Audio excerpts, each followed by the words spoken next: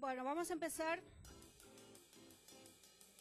Mi nombre es Leonid Hinojosa, vengo de Inglaterra, soy socia del programa REMIS. Bienvenidos a esta sesión sobre mercados y estructura productiva. Tenemos tres excelentes ponentes. Primero es Patricio Aroca. El tema de su ponencia, tamaño y propiedad del capital y su impacto en el desarrollo local. Luego viene Pavel Isa, con empoderamiento económico en América Latina, un análisis de 7 iniciativas de desarrollo rural a partir del enfoque de capacidades. Y cierra Javier Escobar con dinámicas territoriales rurales, mercados y estructuras productivas. Patricio Aroca es doctor en Economía de la Universidad de Illinois, actualmente profesor y director del Instituto de Economía Aplicada Regional de la Universidad Católica del Norte, investigador y profesor del Laboratorio de Economía Regional Aplicada Real de la Universidad de Illinois. Él ha sido consultor del Banco Mundial, del BID, de UNCTAD, de CELADE, entre otros cargos. Pavel Isa es también economista dominicano, doctor en economía en la Universidad de Massachusetts, en Amherst. Es profesor investigador del Instituto Tecnológico de Santo Domingo e investigador de REMISP en el marco del proyecto Alianzas para el Empoderamiento Económico. En la República Dominicana ha trabajado en el CIECA, en CRIES, es asesor económico y ha sido asesor económico del Ministerio de Hacienda y del Ministerio de Economía, Planificación y Desarrollo de la República Dominicana. Fue también director de país del Programa Mundial de Alimentos y coordinador de investigaciones de la Oficina de Desarrollo Humano en el PNUD. Y Javier Escobar es economista con doctorado en Desarrollo Económico en la Universidad de Wageningen, en Holanda. Es investigador principal en el Grupo de Análisis para el Desarrollo GRADE, en Perú, y su trabajo de investigación se concentra en los temas de desarrollo rural, pobreza y pobreza infantil. Entonces, bienvenidos a los tres. Empezamos con Patricio, cada uno va a tener 20 minutos para su presentación y luego en los 30 minutos restantes las preguntas del público. Vamos a colocar ahí.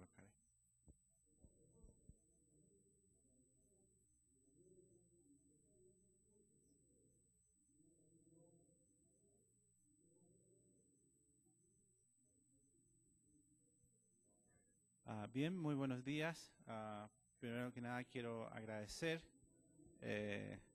la invitación a presentar trabajos al encuentro y luego que hayan tomado esta presentación para ser expuesta hoy día.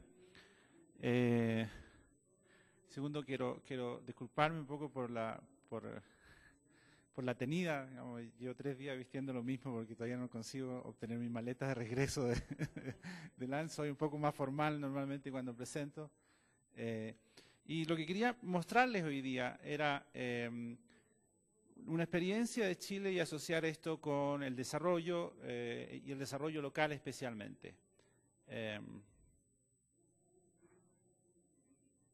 que esto no está funcionando.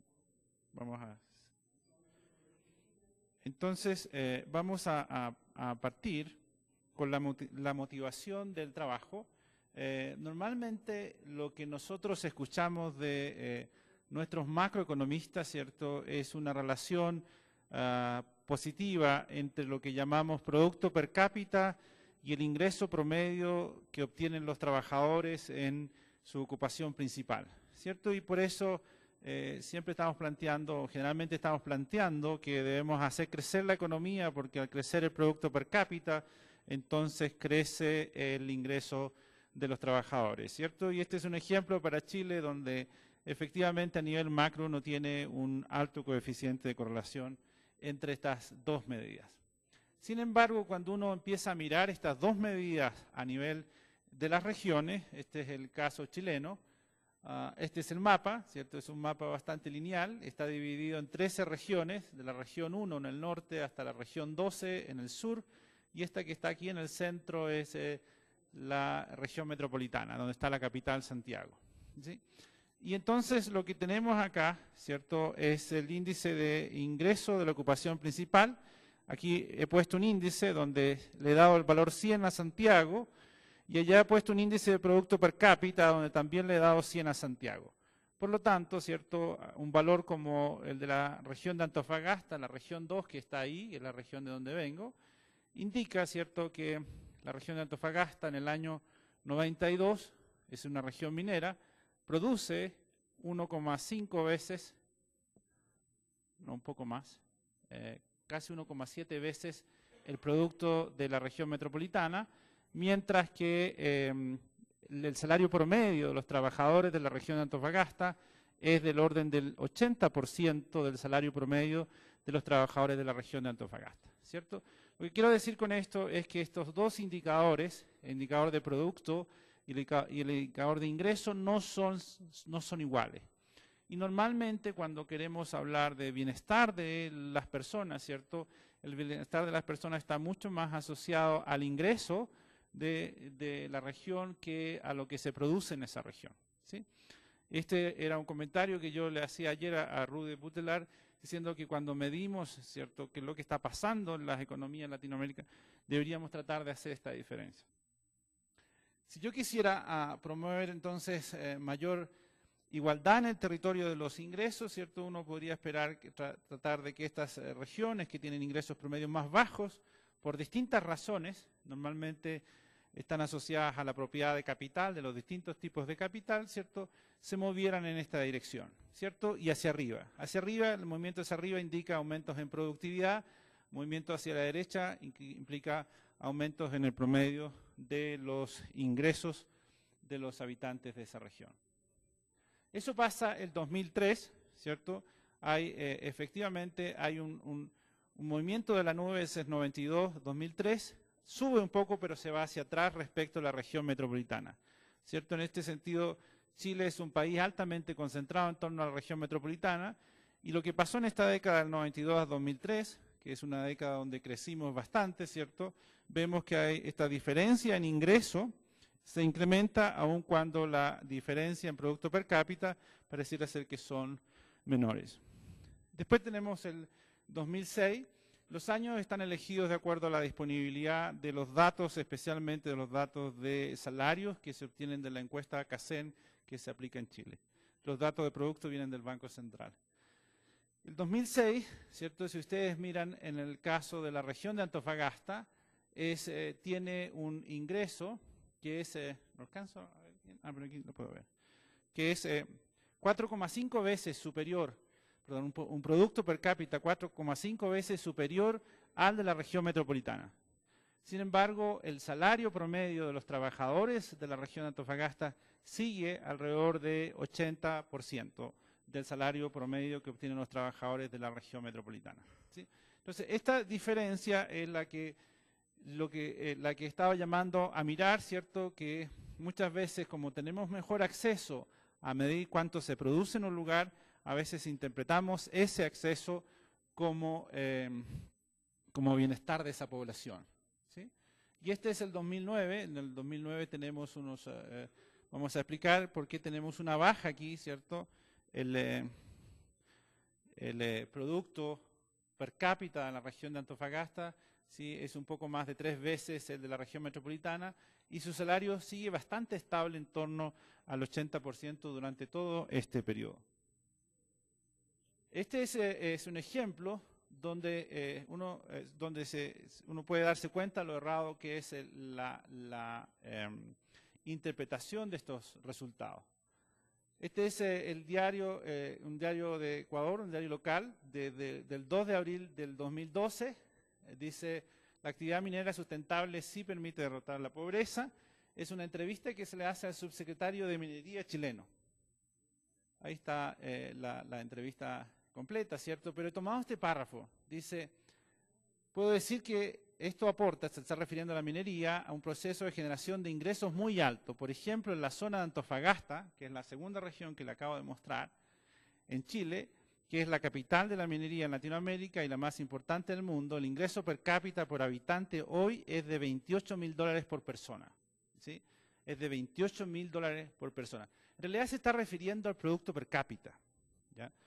Y está interpretando producto per cápita como ingreso per cápita, ¿sí? Y eso es algo que yo lo escucho una y otra vez, y en realidad cuando uno empieza a mirar las cifras y empieza a tener cifras sobre ingreso per cápita, ¿cierto? Las diferencias son muy significativas, ¿cierto? Y si Antofagasta tuviese un ingreso per cápita 4 veces el ingreso per cápita de la región metropolitana, uno podría pensar que tiene un bienestar mucho más alto también, digamos.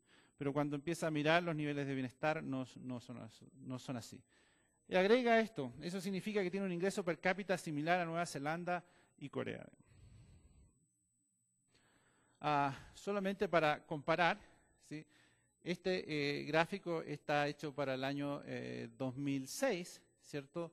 Y el producto per cápita de ese año fue alrededor de $36.000 en la región, y el ingreso promedio de los trabajadores, ni siquiera de los habitantes, de los trabajadores en la región fue un poco más de $7.000 por año, ¿sí?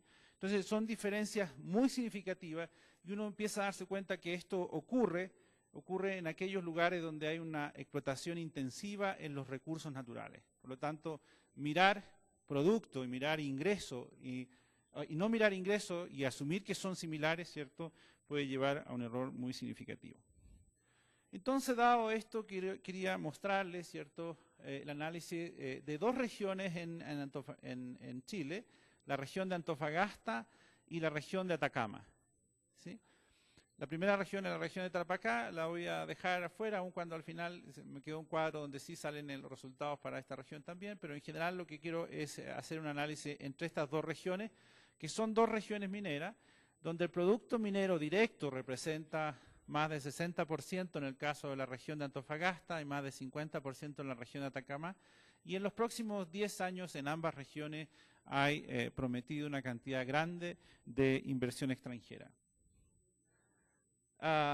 Uno de los elementos, ¿cierto?, que más ha estado presionando por hacer inversiones y por hacer crecer este sector ha sido el precio del cobre, ¿cierto? Y aquí tenemos el precio del cobre en el año 92, he marcado los años para los cuales les mostré la gráfica, ¿cierto? 92, 2003, 10 minutos, muy bien. 2003, ¿cierto? Tenemos una disminución del precio del cobre desde alrededor de $1 por libra, alrededor de 70 centavos por libra, y luego salta al 2006 y llega a un poco más de $3 por libra, o sea, se multiplica por 3, y en el otro periodo, el 2009, hay una caída y estamos un poco por debajo de los de 2.50, estamos como al 2.40. Y entonces lo que quería mostrar era cómo esto se refleja en los cuadros que estábamos mirando previamente. Solamente he dejado entonces lo mismo que vimos antes. Aquí estoy midiendo producto per cápita, ¿cierto?, respecto a la región metropolitana 100, y aquí estamos midiendo ingresos a la ocupación principal. Y esta es la situación de Antofagasta. Si uno mira, ¿cierto?, las variaciones que ocurren desde el año 92 hasta el 2006 sube significativamente y el 2009 cae, ¿cierto? Estos cambios que ocurren acá son básicamente por producción y por cambios en precio. Hay cambios muy significativos en los niveles de producto, pero casi no hay cambios en los niveles de ingreso de los trabajadores que viven en esta región, ¿sí?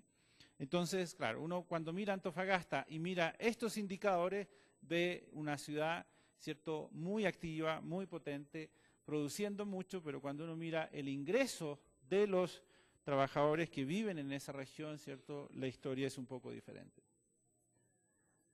Esta es la región de Atacama, la región inmediatamente vecina hacia el sur de Antofagasta, donde uno tiene, ¿cierto?, en el año 92, donde el precio era 1, el precio del cobre, tiene un nivel de ingreso un poco superior al de Antofagasta, cae después en el 2003, cuando tenemos el precio más bajo, ¿cierto? Y el ingreso promedio está por debajo del 60% del de la región metropolitana.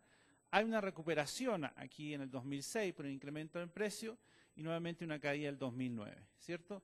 Y lo que esto está reflejando, ¿cierto?, es que este sistema productivo es mucho más, impacta mucho más los ingresos de sus habitantes que lo hace la región de Antofagasta. Y si uno trata de, y ahí están los precios de nuevo para tener una idea, ¿cierto?, de por qué ocurren esos cambios, ¿cierto?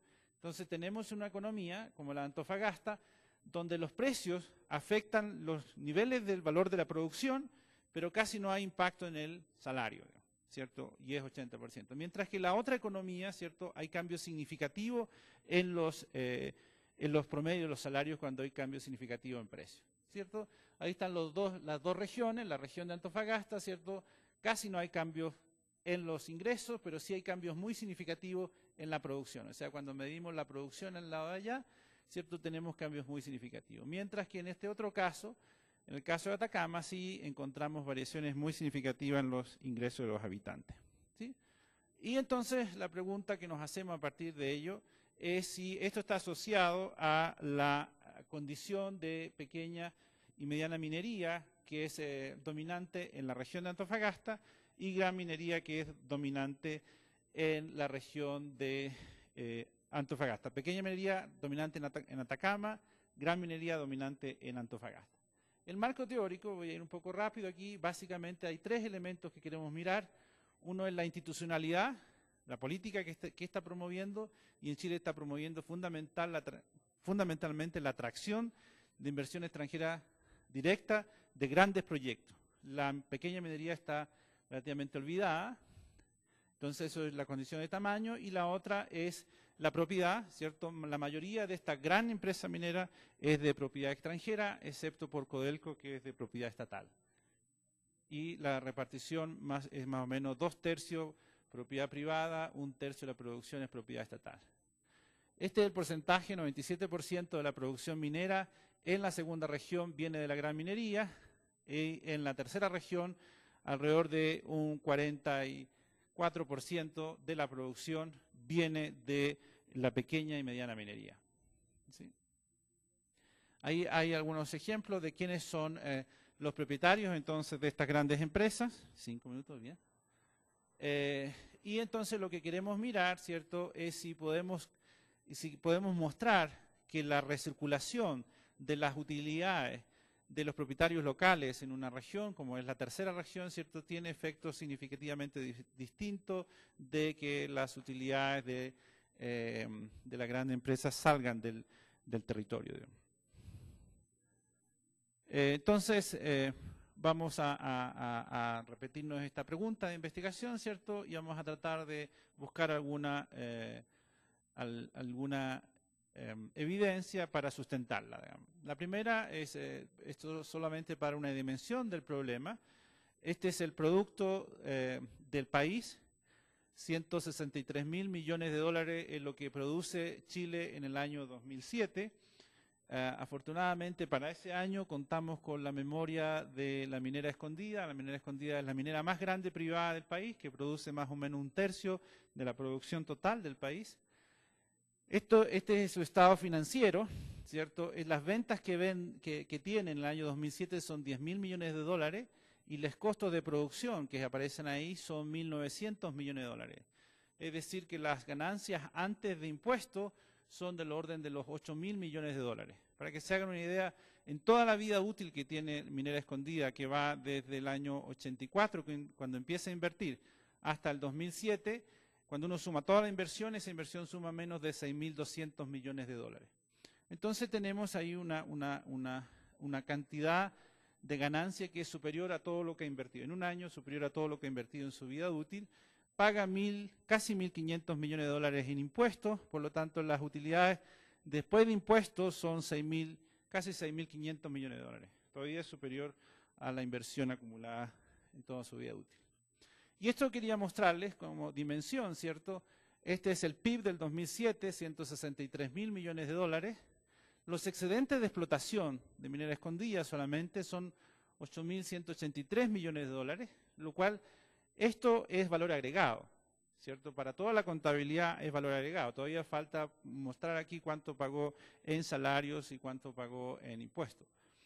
Y esto nomás representa 5% del impacto en el PIB, mientras que este es el gasto total de la venta de 10.000 millones, son 1.900, de lo cual aproximadamente un 40% son salarios. Es decir, pagó en salarios locales 774 millones de dólares, lo cual representa un 0,5% de impacto en el ingreso. Estas son las diferencias que quería mostrar, 10 veces entre lo que hay producción y lo que es ingreso. Voy a ir un poco más rápido porque tengo que concluir, me quedan 2 minutos o un poco menos. Ahí está el marco teórico. Lo que hicimos entonces para hacer esta comparación fue que generamos una matriz de insumo-producto. Estamos todavía trabajando en refinar este proceso y generamos esta matriz para las 2 regiones y para 3 sectores distintos, la pequeña, la mediana y la gran minería, ¿sí? Y estamos en el proceso de construir eso, ya ahí está un poco cuáles son las fórmulas que se usan, pero este es el resultado final que tenemos hasta ahora. Esto es Antofagasta y Atacama, ¿cierto? El multiplicador del producto de la matriz que indica por cada producto, por cada unidad de dólar exportado, en definitiva, cuánto se produce en todo sistema, y es 1.44 en Antofagasta, ¿cierto? 1.42 en Atacama, ¿sí?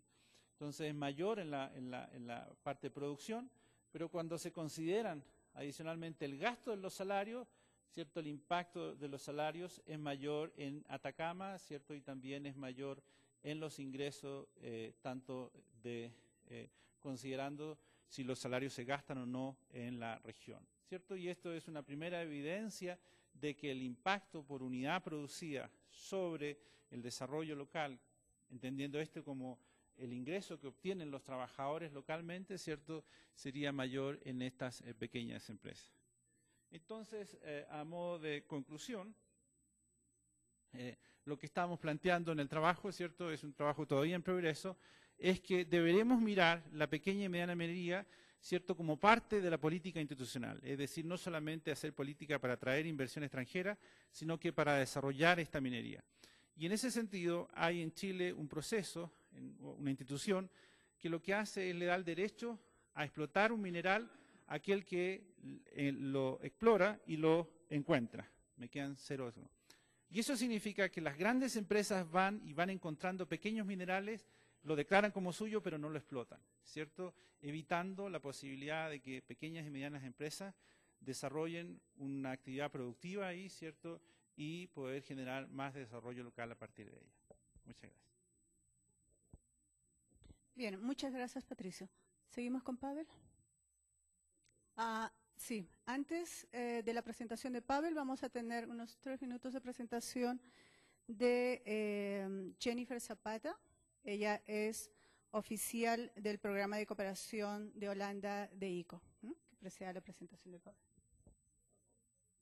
Muchísimas gracias. Realmente voy a decir como Claudia, me estoy pirateando unos 3 minutos y quiero aprovecharlos más bien para introducir la presentación de Pavel en el marco de los resultados del proyecto Alianza para el Empoderamiento Económico, ¿no?, que es la presentación que va a realizar Pavel en este caso. El proyecto Alianzas para el Empoderamiento Económico, en primer lugar, ha sido una iniciativa muy importante para la Agencia de Cooperación ICO, la cual represento esta mañana. Quiero reiterar entonces y agradecer a RIMIS la oportunidad de haber sido socios y acompañar estos procesos de investigación, porque realmente han permitido a la agencia volver su mirada, diría yo, a los temas de desarrollo territorial y analizar también cómo es que estamos acompañando las intervenciones en favor del desarrollo rural territorial en muchos de nuestros países.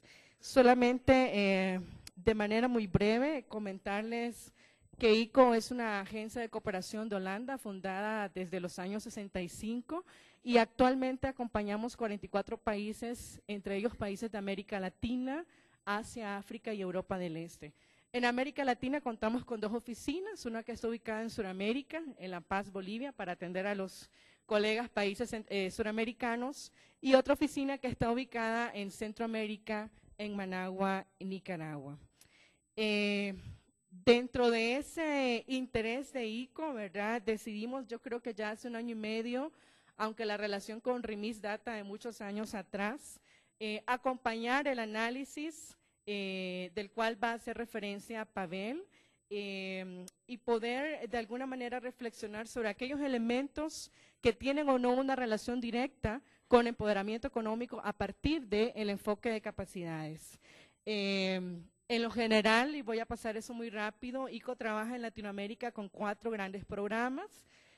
A nivel social, con los temas de servicios básicos, democratización y construcción de paz y ciudadanía, sobre todo en aquellos estados frágiles, cambio y justicia climática y desarrollo económico. Definitivamente que nosotros creemos mucho en las alianzas, y es por eso que hemos decidido trabajar en alianza con RIMIS, dentro del marco del proyecto ya mencionado.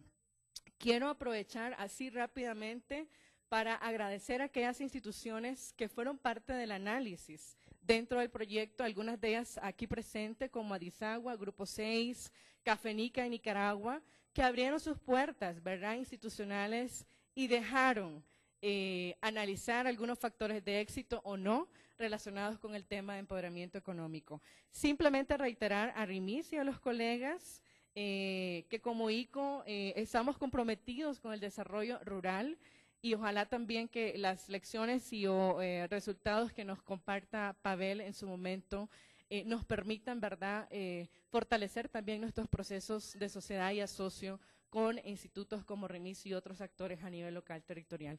Gracias por los 3 minutos y creo que de nuestra parte sería todo. Gracias, Noni, también. Bien, gracias, Jennifer. Pavel.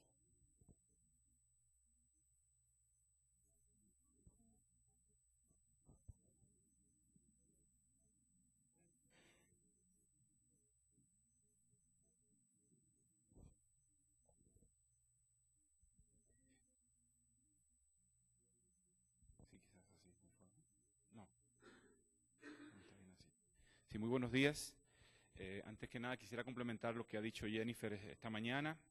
El proyecto Alianza para el Empoderamiento Económico se trata de un proyecto en marcha.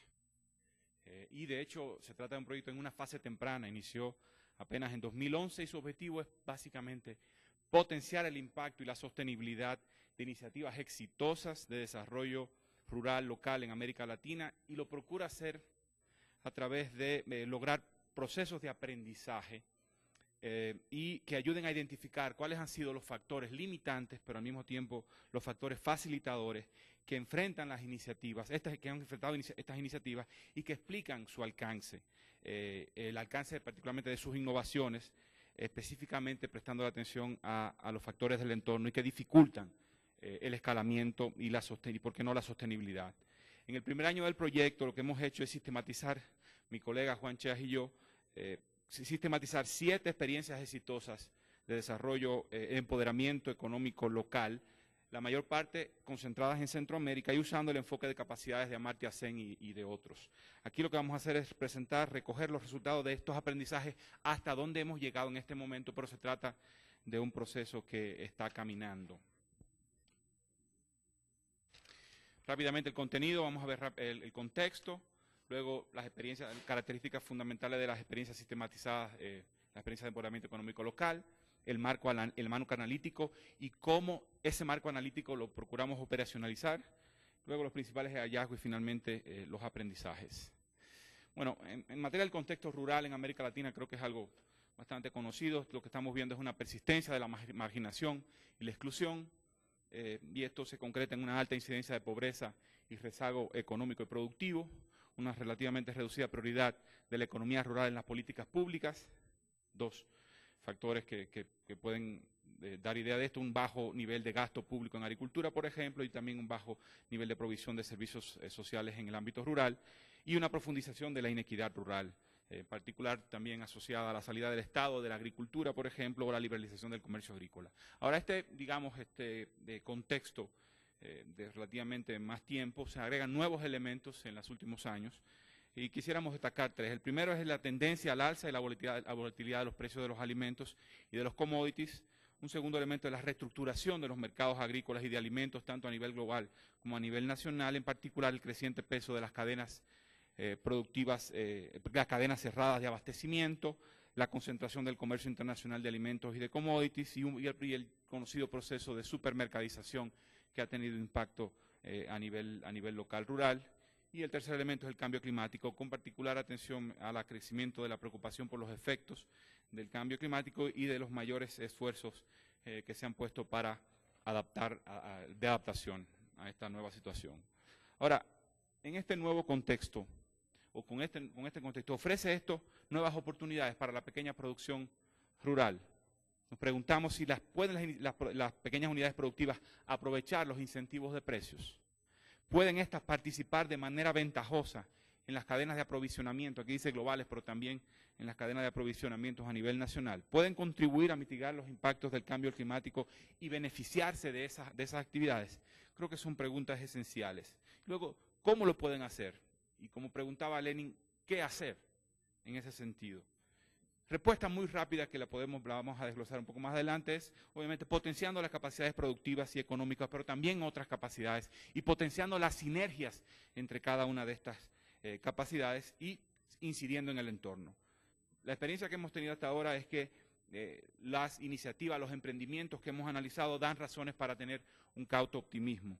En particular respecto a la idea de que la pequeña producción no tiene espacio en el contexto global actual y que solo hay espacio para la gran producción capitalista. Sin embargo, para lograrlo hay que hacer un esfuerzo deliberado en esa dirección.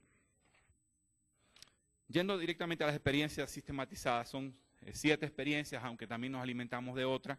Está la iniciativa de Quieje, Comunidades de la Tierra, de incubación de empresas de mujeres rurales en Guatemala para la producción y comercialización de bisutería.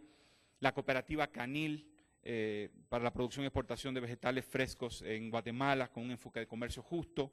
Cafenica, con una dilatada experiencia en asociación y promoción de cambio en las calidades de café y entrada en nichos de mercados a nivel internacional. El proyecto Cambio para la transformación de prácticas productivas y ambientales de pequeños productores rurales en Nicaragua, liderados por Nitlapán y el Fondo para el Desarrollo Local en Nicaragua. La Central Piurana de Productores de Banano Orgánico en el proyecto Frutas del Bosque en el Perú. La Cooperativa de Paneleros en el Valle de Jibó, en El Salvador, para la exportación de dulce de panela a los Estados Unidos, y la Red Suchitoto en El Salvador, que han logrado construir una red de negocios locales en el municipio de Suchitoto.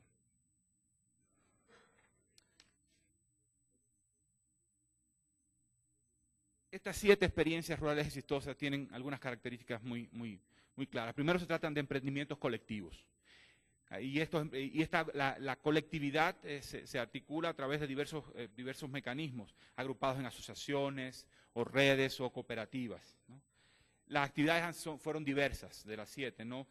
Estamos hablando de commodities, pero también estamos hablando de productos no tradicionales, no solo productos agrícolas, también productos manufacturados o artesanía, también la producción de servicios. Hay un énfasis, todas las experiencias tuvieron un fuerte énfasis en el escalamiento tecnológico, el acceso al mercado, el fortalecimiento organizativo y la diversificación, y sus logros fueron múltiples, económicos, organizativos, de gestión. Sin embargo, lo que hemos visto es que estos éxitos trascienden poco, ¿no? No se reproducen, no se amplía la escala, y por eso lo hemos llamado islas de éxito, porque se quedan en este ámbito. Y hay 3 preguntas centrales que nos hacemos con respecto a esto, sin pretender responderlas a todas de forma totalmente satisfactoria. ¿Cuáles han sido las claves de esos éxitos? Y hemos prestado atención al tema de los aspectos internos que han permitido estos éxitos también, y pongo énfasis en los aspectos en el entorno. Segundo, ¿por qué se mantienen como islas? ¿Por qué no han escalado o por qué no se han articulado para producir efectos más amplios? Y también si son sostenibles. El objetivo principal de las iniciativas fue el éxito económico y el incremento del ingreso. Eso fue muy claro en todas las iniciativas. Hay una suerte de obsesión por lograr incrementar los ingresos, incrementar la productividad y acceder a mercados ampliados. Efectivamente, como lo dice acá, las estrategias fueron 2, básicamente, en todas las iniciativas. Una búsqueda activa de entrar en mercados más amplios, en mercados no convencionales. Y luego un proceso de aprendizaje. Se puso mucho énfasis en esto en toda la iniciativa, tanto productivo como organizativo y de gestión. Habían otros objetivos, pero estos otros objetivos eran intermedios o secundarios. Y en el caso de las estrategias, los pesos específicos de cada una de ellas fueron diferentes. Es decir, algunas fueron, la búsqueda de mercados más ampliados fue más intensa, y luego en otros fue más bien el proceso de aprendizaje productivo o de gestión, pero en todas ellas ambas tenían una importancia central, ambas fueron simultáneas y fueron muy sinérgicas. Los resultados acá se resumen: incremento en la producción en todos los casos, mejora de la calidad y de precio de los productos o servicios, reducción de las privaciones alimentarias, por ejemplo, en salud, en educación hubo un claro cambio en las comunidades y en las personas involucradas en estos emprendimientos, unas capacidades de gestión fortalecidas, pasaron desde tener gestiones bastante rudimentarias hasta tener gestiones más profesionales, un fuerte reconocimiento social, es muy claro, por ejemplo, el caso de las empresas incubadas de mujeres en el ámbito rural en Guatemala, en el caso también de los productores de banano en el Perú, y la cooperativa de productores de arveja china Canil en Guatemala, o los paneleros. Todos ellos, la comunidad les reconoció su éxito, ¿no?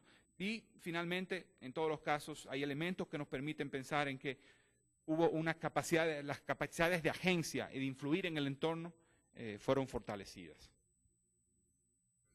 Ahora, el marco analítico que usamos, como dije al inicio, fue el enfoque de capacidades, porque tienes varias ventajas. El enfoque de capacidades distingue medios de fines, y en particular centra su atención en lo que las personas son capaces de hacer y ser, y esto nos aleja un poco del enfoque económico tradicional, y nos pone a pensar en las personas y en los grados de libertad que estos tienen, y como proxy para eso las capacidades y los funcionamientos de estos grupos, tanto como personas como colectivos. Pone énfasis en el tema de la cuestión de las privaciones, algo muy importante en el ámbito rural. Se trata, como todos conocemos, de un enfoque multidimensional, y en particular hay que decir que incorpora el tema de la capacidad de agencia, es decir, incorpora el tema del poder y la capacidad de influir de los colectivos y de los individuos sobre el entorno. Y por último, el enfoque asume que hay sinergia, o entiende que hay sinergia entre las capacidades. Una lectura simplificada del enfoque de capacidades nos habla de 3 dimensiones que se retroalimentan a sí mismas, tanto para mantener la situación en un nivel de bajo equilibrio como para un proceso de desarrollo. Y de hecho, el proceso de desarrollo puede ser caracterizado en el enfoque de capacidades como un proceso sinérgico entre 3 dimensiones: eficiencia, equidad y empoderamiento. Eficiencia, obviamente, eficiencia fundamentalmente productiva; equidad, ya lo conocemos; y empoderamiento se refiere fundamentalmente a la capacidad de agencia. Así se define el proceso, se puede pensar en el proceso de desarrollo, ¿no? Y ¿cómo lo operacionalizamos en concreto? Lo operacionalizamos a través de pensar en las capacidades productivas, en las capacidades básicas, es decir, estamos hablando de capacidades humanas básicas: salud, educación, alimentación, aseguramiento, y finalmente en el tema de capacidad de agencia, en particular la capacidad de agencia de los grupos. Y lo que representa este gráfico es más bien la dimensión negativa de la trampa, es decir, la inequidad y la falta de capacidades básicas alimenta una débil capacidad productiva, que al mismo tiempo alimenta una falta de poder y una débil capacidad de agencia, que retroalimenta todo el proceso, y cada una se condiciona, pero también lo podemos ver de una forma positiva. Algunos de los principales hallazgos fueron los siguientes. Como factores facilitadores, pudiéramos hablar de presencia de organizaciones promotoras. En todos los casos hubo alguna presencia, o en la mayoría, no totalmente, una presencia de organizaciones promotoras. Sin embargo, esas organizaciones asumieron un papel fuerte de liderazgo inicial. Sin embargo, en todos los casos, las iniciativas, la gente misma se apropió de ellas y reveló una fuerte determinación para aprovechar las oportunidades del mercado y de lograr transformaciones productivas y de la gestión. Y como cuarto elemento, hubo condiciones latentes de mercado, es decir, habían allí potencialidades de mercado que ellos lograron identificar y aprovechar. Y como factores limitantes, obviamente un punto de partida bastante bajo, débiles capacidades productivas, financieras y de gestión. Por lo tanto, el tema era cómo romper la inercia. Inexperiencia en proceso de transformación, relativamente elevados costos para dar el salto y riesgos asociados a la innovación. Una débil presencia de la participación del Estado en los esfuerzos de innovación, y una débil presencia también y participación del sector privado, y recursos bastante limitados en todos los casos. ¿Qué aprendizajes pudimos lograr? Dividámoslos en dos, en términos de transformaciones internas y en términos de los aprendizajes sobre la relación entre estos emprendimientos, estas iniciativas y el exterior y su entorno. En términos de transformaciones internas, lo que logramos apreciar fue que hubo como dije antes, una apropiación de las iniciativas y un autodescubrimiento de estos grupos de sus propias potencialidades. Sí los podemos hacer, lo podemos lograr. Un segundo elemento es la naturaleza sinérgica del proceso de construcción de capacidades. Emergió con bastante claridad cómo cada una de las capacidades productivas potenciaron las capacidades básicas, y a su vez potenciaron las capacidades de agencia, que logró revertirse también en capacidades básicas nuevamente o en capacidades productivas. Y un tercer elemento fue que el éxito productivo y comercial tuvo impacto, como dije antes, muy fuertes en la autoestima y en el empoderamiento de la gente. La gente se sintió fuerte, poderosa, capaz, cuando pasaron fases críticas de su proceso de transformación. En términos de los aprendizajes hacia el exterior, es inescapable lo siguiente, que el cambio requiere una nueva forma de articularse a los entornos y en particular de articularse a los mercados.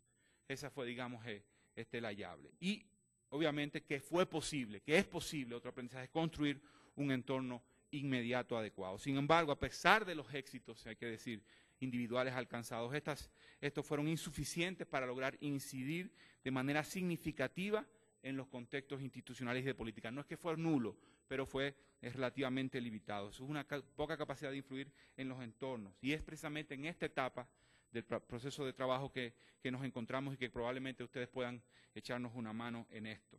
¿Cómo estamos concibiendo esto del entorno? Bueno, aquí tenemos las unidades productivas, ¿no? Y con respecto a esto, lo esencial sí estamos hablando de capacidades productivas, capacidades organizativas y capacidades de gestión que logran impulsarse en el marco de este proceso sinérgico. Sin embargo, estas unidades productivas se enfrentan a un entorno inmediato. Y la forma en que estamos pensando, todavía como proceso de construcción, este entorno inmediato es un entorno, básicamente, tiene que ver con las reglas de juego en las interacciones con contrapartes directas en la cadena de aprovisionamiento. Es decir, esas reglas de juego están determinadas por poder de mercado, el grado de poder de mercado, el grado de competencia existente, de la capacidad de oferta propia de las mismas unidades productivas, que con frecuencia capacidades productivas robustas o más robustecidas tienen efectos importantes en cómo te trata el otro y cómo te relacionas con socios inmediatos y el tipo de contrato que logras articular, ¿no? Contratos explícitos o contratos implícitos. Y las contrapartes son proveedores de insumos, compradores, proveedores de servicios públicos, proveedores de servicios privados. Pero a ese entorno inmediato, que fundamentalmente lo estamos viendo como la cadena de aprovisionamiento y los socios en esa cadena inmediata, nos enfrentamos a un entorno externo. Y ese entorno externo, digamos, elementos centrales de ellos son regulaciones, políticas e intervenciones sectoriales, el rol de las organizaciones no gubernamentales, que también a veces participan directamente en el entorno inmediato, prácticas sociales y culturales, y otro elemento como la política tributaria. Sin embargo, más allá de ese entorno externo, podemos hablar de un entorno ampliado. Y ese entorno ampliado tiene que ver con la política macroeconómica, con la política comercial, los mercados externos, por ejemplo, y la propia estructura institucional del Estado. Entonces, lo que hemos visto fundamentalmente es que la influencia que han logrado tener estas unidades productivas, estos emprendimientos, han sido en el entorno inmediato. Sin embargo, no logran trascender de forma determinante. Algunas experiencias sí logran ser visibles al Estado, han logrado ser visibles al Estado, pero eso no ha significado un cambio significativo. En síntesis, lo que vemos es que dadas ciertas capacidades productivas, ciertas capacidades básicas y productivas que lograron construirse, se impacta en el entorno inmediato, especialmente en las reglas de juego, precios, mercados, incentivos. Hay que decir que ese entorno inmediato es un entorno fundamentalmente territorial, es decir, lo que cambia es las relaciones entre los emprendimientos y sus organizaciones y el entorno inmediato, y esos actores en el entorno inmediato se ubican en un espacio geográfico determinado. es territorial en tanto las relaciones que se desarrollan en esos espacios son las que cambian, ¿no? Sin embargo, transformaciones más profundas de las reglas del juego requieren impactar en el entorno, que faciliten y que precisamente potencien las sinergias. De allí la necesidad de construir alianzas para el empoderamiento. Y esto conecta bastante bien con el tema que se estuvo discutiendo ayer, que nos trajo Raúl Hernández, sobre el tema de las coaliciones transformadoras. Y quiero concluir con esto, ¿no? Es una cita del trabajo que sintetiza las experiencias de sistematización. En tanto son islas desvinculadas de otras experiencias de empoderamiento y cambio, su capacidad efectiva de agencia se ve limitada, lo que promete una perpetuación del estado de cosas. Es por ello que la articulación para el intercambio, el aprendizaje y la acción colectiva de aquellos actores que han alcanzado logros y han vivido procesos de empoderamiento es imprescindible para potenciar las capacidades de agencia e incidir con efectividad en la construcción de entornos de desarrollo. Muchas gracias. Te lo regalo. Bueno, muchas gracias y por ser tan bueno en el tiempo, Javier.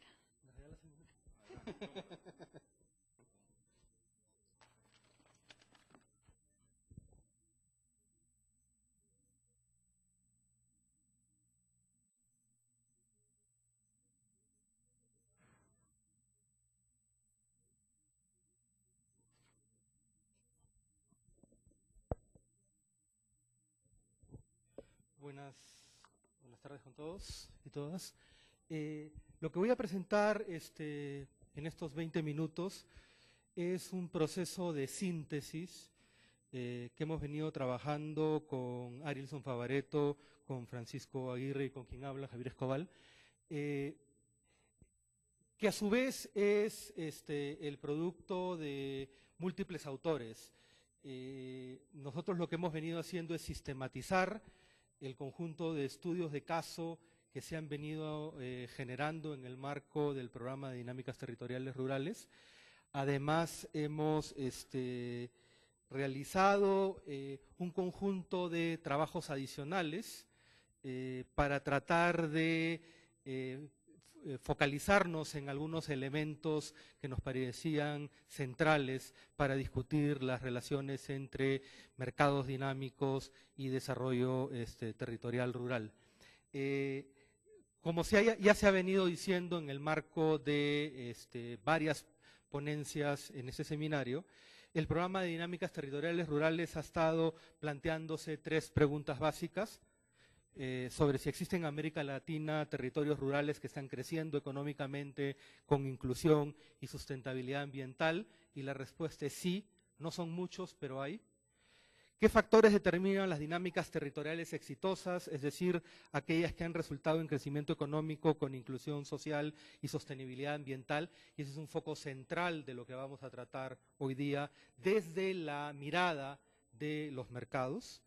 Y a partir de ello, ¿qué se puede hacer desde la política pública, pero también desde otros espacios de acción pública para estimular y promover este tipo de dinámicas territoriales que son positivas en las dimensiones económicas, sociales y ambientales?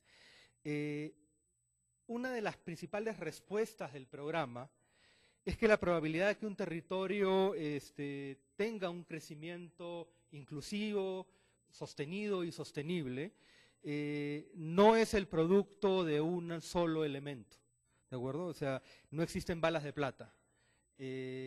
Está asociada a la forma en que las estructuras, instituciones y formas de agencia interactúan dentro de lo que hemos llamado un pequeño grupo de dominios críticos, que tienen que ver con la estructura agraria, y más ampliamente con el conjunto de instituciones que gobiernan el acceso y el uso a los recursos naturales, con la estructura productiva y cómo interactúa con mercados, y con los vínculos del territorio con ciudades y la naturaleza de la inversión y el gasto público. Y lo que de alguna manera el programa de dinámicas territoriales plantea es que en distintos contextos, distintas combinaciones de estos dominios críticos pueden establecerse como una base como para que coaliciones en el territorio puedan generar espacios de desarrollo territorial que sea inclusivo y que sea sostenible. Entonces, acá nos va a interesar tratar de explorar el rol que tienen el acceso a mercados, en especial a mercados dinámicos, para mirar, si bien los mercados no son la panacea, ni son una condición que por sí misma garantice desarrollos sostenidos, crecimiento económico, ni siquiera crecimiento económico sostenido, mucho menos crecimiento económico sostenido, sostenible desde el punto de vista ambiental e inclusivo, puede ser un elemento crítico que junto con otros pueda establecer elementos positivos de dinámicas territoriales. El trabajo de síntesis que hemos estado haciendo ha elaborado varios elementos. Primero ha sido elaborar un conjunto de notas conceptuales alrededor de distintos temas. De alguna manera tratar de construir una especie de teoría de alcance medio que nos permita vincular las teorías con lo que pasa entre la vinculación entre mercados dinámicos y desarrollo territorial rural. Y acá nos parecían, desde la literatura, habían dos elementos muy importantes que podían ser traídos a la discusión. Uno es un poco la literatura de la nueva sociología económica, que hace, de alguna manera, pone el énfasis en cómo hay un conjunto de factores que nosotros le llamamos factores blandos, que tienen que ver con formas de gobernanza, derechos de propiedad, la manera como la sociedad se articula, y cuando uno mira a los mercados no como el lugar donde las mercancías son transadas, sino como los espacios sociales donde aparecen un conjunto de articulaciones entre actores que tienen intereses, que manejan poder, ¿no? Y el mercado ahí queda como una institución social y no solamente como un espacio. Y creo que ese es un área teórica muy fuerte para poder entender la relación entre mercados dinámicos y desarrollo territorial rural. Y también elementos de la nueva geografía económica, donde se plasman los elementos más duros de localización, de acceso a infraestructura, de acceso a capitales, que de alguna manera generan condiciones básicas para que puedan desarrollarse dinámicas de crecimiento económica más o menos inclusiva, dependiendo del conjunto de otros factores. Junto con los elementos teóricos, hemos trabajado en la síntesis de los 19 estudios de caso que se han trabajado en el programa, y lo que hicimos adicionalmente fue trabajar en 4 estudios a profundidad, en parejas de A2, que pudieran profundizar algunos elementos que nos parecían importantes. Uno era la vinculación entre mercados y estructuras productivas, y tomamos 2 estudios donde habían mercados dinámicos con presencia de ciudades intermedias, el caso de Tungurahua en Ecuador y el caso de Ocongate. El caso de Tungurahua fue trabajado por Raúl Hernández Asensio, el caso de Ocongate por Raúl, el caso de Tungurahua en Ecuador, perdón, por Patrick Holstein y Pablo Espina, y luego mirar otros 2 estudios de caso que nos contaron un poco las relaciones entre mercados y estructuras productivas, cómo distintos grados de diversificación de las estructuras productivas se combinan con el acceso a mercados para generar distintos resultados en términos de crecimiento, inclusión y sostenibilidad. Y nos interesaba mirar estudios donde había una fuerte participación de la intervención pública, y miramos los casos de O'Higgins y Jiquirizá. En Brasil, el trabajo de O'Higgins fue trabajado por Fernanda Zúcar, Laremir Rizalde, Manuela Mendoza y Eduardo Ramírez, y el caso de Jiquirizá en Brasil por Julián Cuán. Entonces, lo que nosotros hemos trabajado es la síntesis teórica, la profundización de los estudios del análisis de los 19 casos, una profundización de algunos elementos que salían claramente de los 19 estudios de caso, pero que de repente requerían un nivel de contenido un poco mayor para poder tener conclusiones más robustas.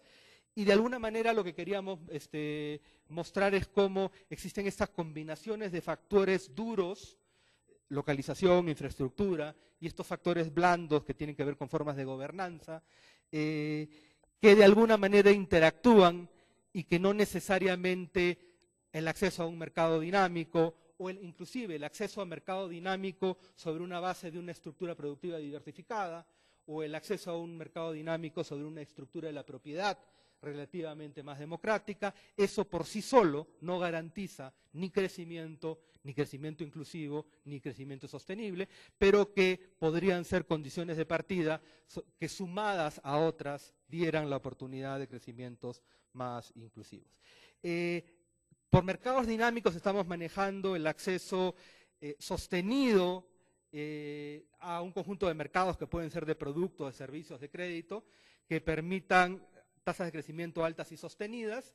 Y aquí un poco es la hipótesis de trabajo ha sido que el crecimiento acompañado con reducciones de pobreza y mayores grados de articulación tienden a ocurrir más frecuentemente ahí donde las estructuras de la propiedad a lo largo de la historia han favorecido una mayor igualdad de oportunidades de la población y que han permitido dinamizar los mercados de manera más inclusiva.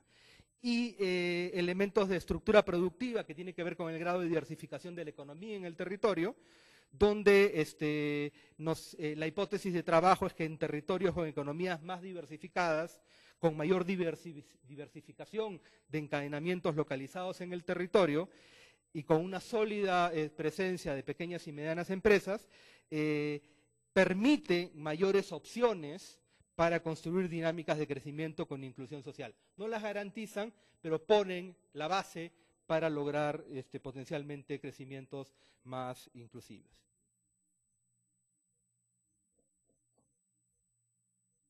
Esto ha decidido, se congeló. El Windows no es original y ha decidido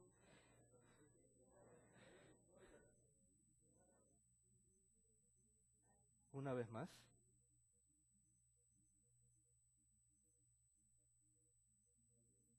Ok, listo.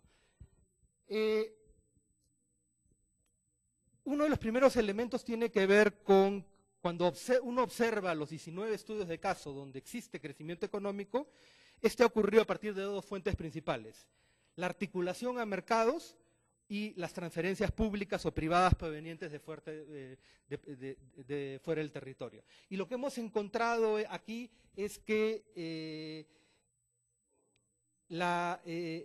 en los casos de transferencias públicas y privadas difícilmente se convierten por sí solos en elementos que den sostenibilidad a las estrategias de crecimiento.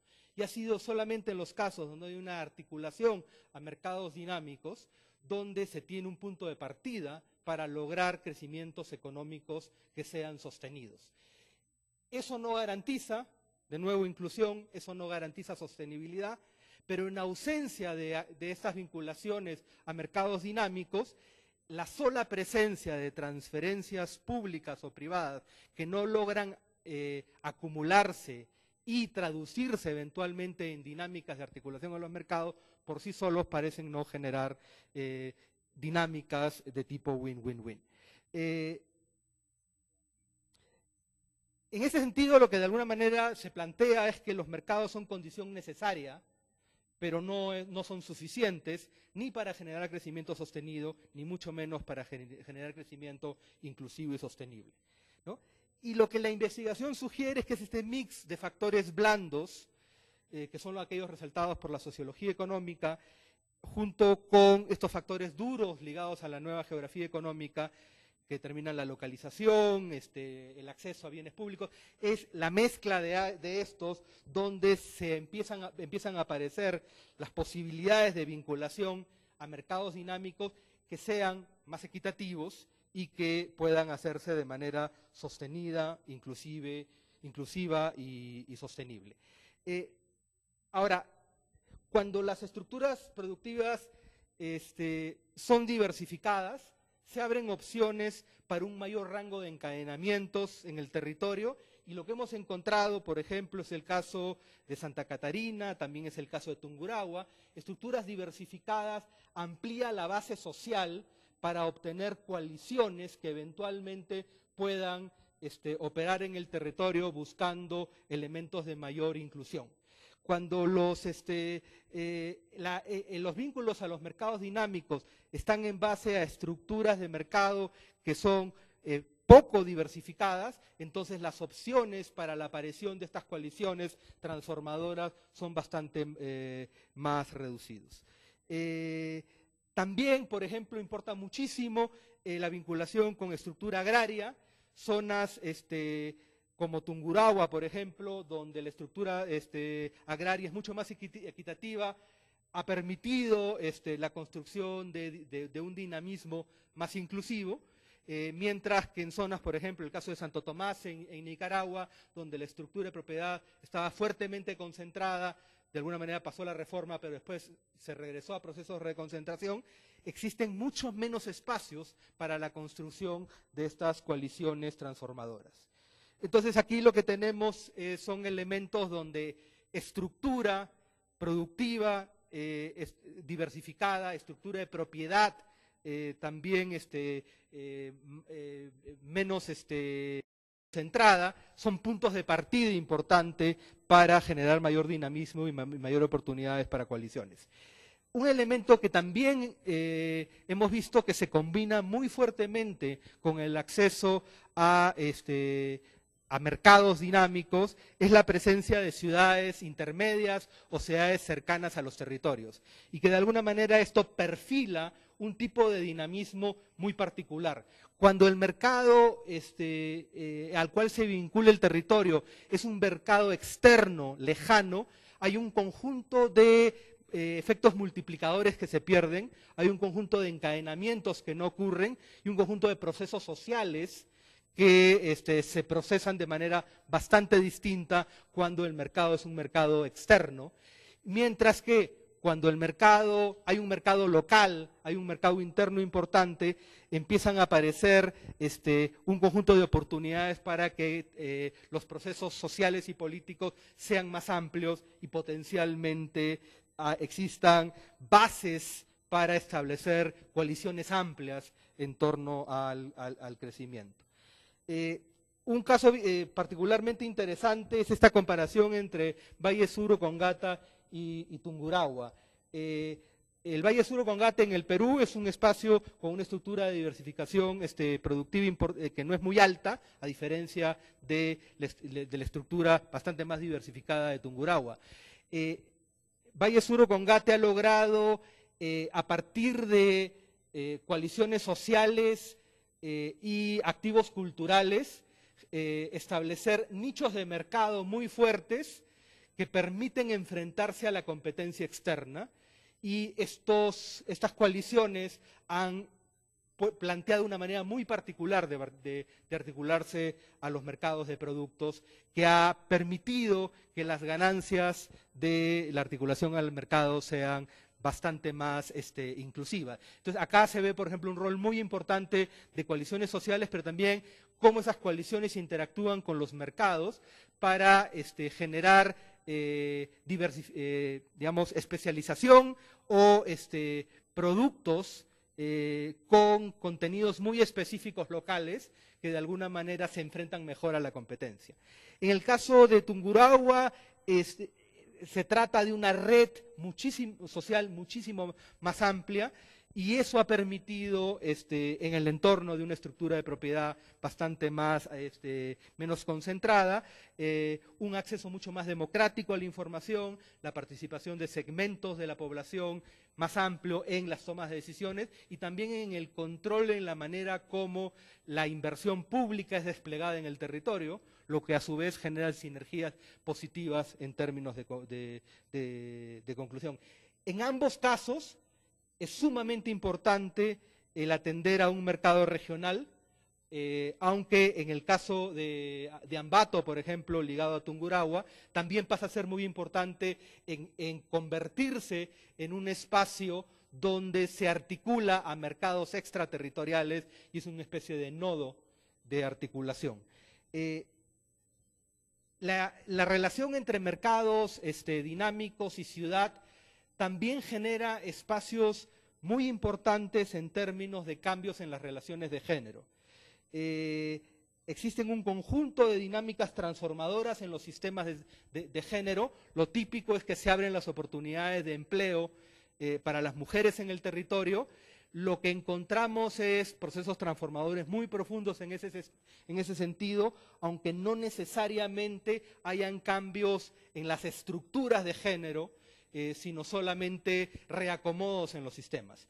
Un caso, por ejemplo, bien interesante, de nuevo, en el caso de Tungurahua, es que son las mujeres las que son las innovadoras, las que entran a los nuevos emprendimientos y hacen los trabajos de exploración de nuevos mercados. Pero que luego que los mercados son consolidados, son los hombres los que recuperan protagonismo en el control de esos mercados y desplazan el control que previamente tenían las mujeres. Entonces, si bien mercados y ciudades abren oportunidades, no necesariamente, por lo menos en los casos que hemos estudiado, rompen estructuras de géneros.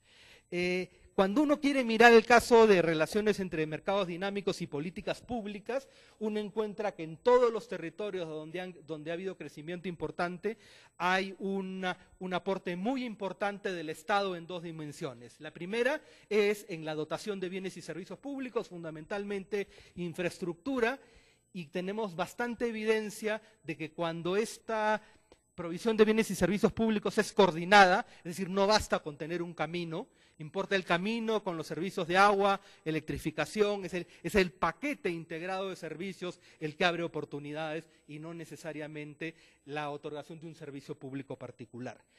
Y el otro elemento del Estado que es tremendamente central es el Estado como árbitro o regulador, en el caso especialmente de mercados con distintos grados de imperfecciones, y es el que por un lado permite asegurar los derechos de propiedad en el territorio, como al mismo tiempo pueda promover y limitar el abuso de posición de dominio en determinados casos, y eso se ve en varios de los casos estudiados, o se ve como en ausencia de estas regulaciones, caso paradigmático, el caso de Chiloé con la industria salmonera, colapsa por una falta de regulación y luego el Estado se ve obligado a entrar. Entonces, sin Estado fuerte, es muy difícil que estas opciones de crecimiento, uno, puedan ser inclusivas, lo cual importa muchísimo cómo se despliegan los bienes y servicios públicos en el territorio. El caso de Nicaragua es un caso donde la manera como se despliegan los bienes y servicios públicos en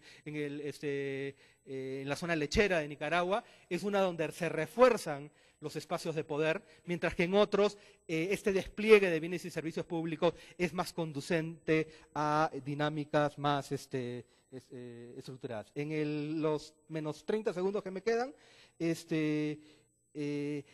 yo quería terminar mencionando que hay un rol muy importante para los actores externos, importan los tipos de mercado, es totalmente distinto un mercado como café en Loja, que es un mercado de commodity, pero es un mercado donde el actor externo está más dispuesto a generar coaliciones distributivas, a casos como el de Tarija en Bolivia, donde el mercado extraterritorial no es necesariamente tan conducente a dinámicas más pro crecimiento o más sostenibles en el tiempo. Gracias.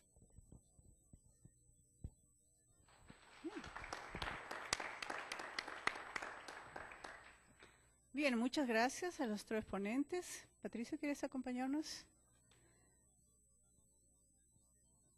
Jennifer, ¿quieres acompañarnos también en la mesa?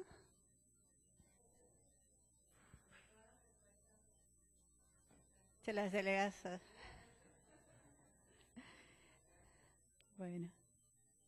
Bien, entonces queda abierta la mesa. Voy a tratar de balancear en términos de género. Primero aquí, por favor. Luego detrás, ¿sí? Y luego aquí. Sí. No olviden presentarse, por favor.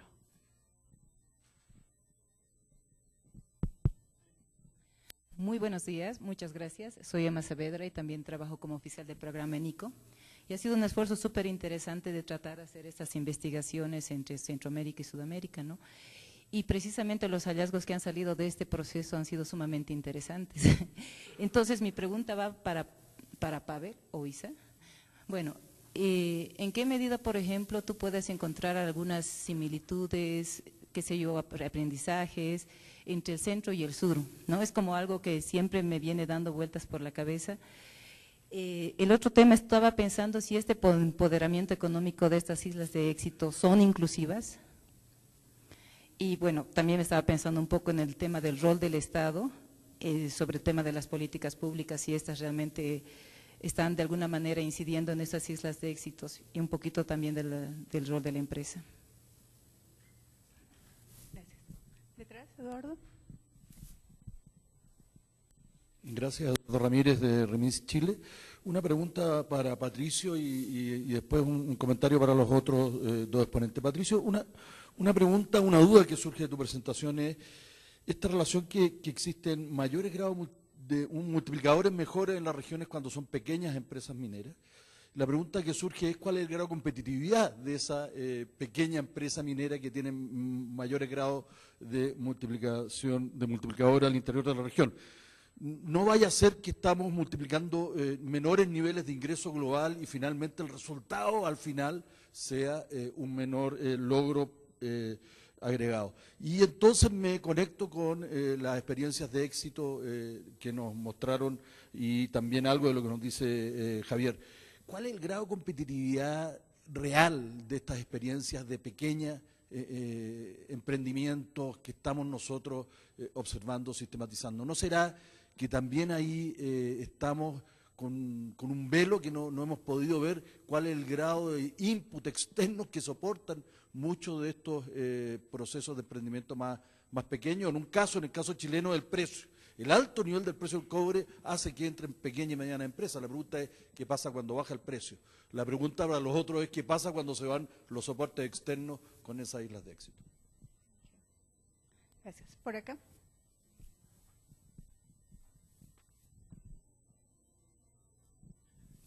Iván Buitrón, de Asociación Guatemalteca de Exportadores. Voy a hacer un comentario, me siento un poco emocionado y agradecer el apoyo de ICO y de Jennifer, porque yo fui parte de Kiek de los Bosques varios años y viví muy de cerca esa experiencia y sé lo que cuesta hacer desarrollo en zonas de extrema pobreza. Un poco el tema de islas de éxito. Yo creo que en Guatemala ya no son pocas las islas, han ido creciendo bastante. De hecho, nuestra asociación maneja ya más de 120 organizaciones de productores en diversos sectores de productos no tradicionales y ya va agarrando fuerza un modelo que va creciendo con más fuerza. Y efectivamente el tema determinante es el mercado, pero es fácil decir el tema de acceso a mercados. El problema es cómo les lleva uno el mercado a todas estas organizaciones o asociaciones. Y ahí es donde encontramos las primeras dificultades. Hay muy pocos prestadores de servicios de desarrollo empresarial y de mercados para todos estos grupos y organizaciones que están con capacidad productiva, que tienen determinadas habilidades. Entonces la pregunta es un poco, ¿cómo ven esta situación en términos de quién facilita este desarrollo? Si bien es cierto, ha habido mucha cooperación, ha habido muy poca intervención del Estado, principalmente en la región centroamericana, yo sí creo que uno de los principales éxitos también ha sido la vinculación del sector privado a estos modelos. ICO apostó por el sector privado, otras agencias están apostando por el sector privado y la conjunción de la suma de lo que hacen los actores en el territorio más el sector privado, más ONGs y otros actores, también tiene mucho que ver en el éxito de estas iniciativas. Entonces quería remarcar eso de que, como lo dijo Julio en la plenaria en la mañana, el sector privado también tiene que jugar un papel y tiene que estar más presente en este tipo de eventos porque también es un actor determinante en el desarrollo de estos modelos. Okay, excelente. Entonces, vamos a dejar que respondan esas tres primeras intervenciones. Patricia, ¿quieres empezar?